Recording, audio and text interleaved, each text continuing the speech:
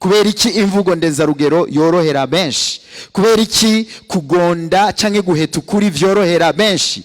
Kubera iki gufata minenerwe akanyoma gatonya vyorohera benshi? Inyishu twasanze ari kubesha bishira ubesha mu kibanza ciza kanya gatonya. Iyo umuntu kandi ni reflexe ntonyugira ugasanga ndagapanzuku hanyuma ibikurikira nzoba ndabimenya. Kubesha bishira ubesha biha umutekano ubeshe akanya gatonya. Nukuvuga iki?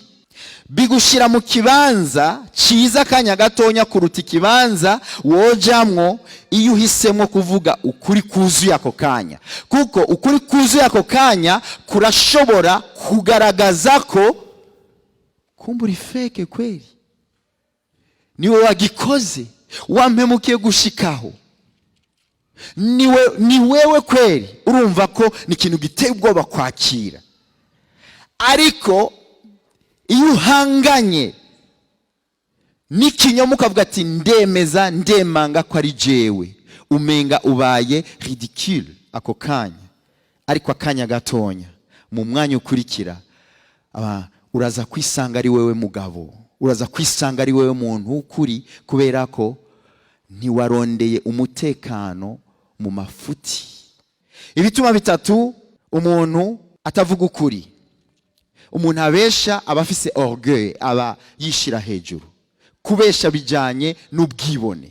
Ntibandunguruke, ntibabone faiblesse yanje, hoya ntibishoboka. Iyo ni orgueil. Icya kabiri, kwikingira. Ntegerezwa gufyeta hasi, ntegerezwa kurahira, ntegerezwa kwita abantu bose abasazi, n'uwambonye n'uwo twari kumwe ndamuhindura umusazi. Aka kanya ntegerezwa kwikingira. Umuntu akarahira abantu bose akabagira abasazi, akaba yikingi. Mbega bizomara umwanya ungana iki? Mbega ryaje ryo mu mutima ryoyo? Mbega uwo muntu ariko arikingira ntafise mpwemu yera muri we? Aramufise. Mpwemu yera yakije itara rya rouge, yase kubibona, aravuga ati aha ndanye umuti. Icya gatatu nukwifatira ni esprit ya manipulation. Kwifatira kugakano abantu uburi uratera ico gipindi ukabagira abantu batagira ubwenge. Ni impwemu ya manipulation. Ahantu hose hari ukubesha haba hari esprit ya manipulation. Ibintu bitatu byose biratubesha kubera bituma twiyumvira yuko hari inyungu turi buronke mu kubesha. Ariko inyungu yose dushobora kuronka mu kubesha ni yakanya gato cyane. Mu gihe ingaruka zose z'uko kubesha, z'uko kutavuga ukuri, kutabimvuga kuri, zishobora kuba izo mwanya muremure.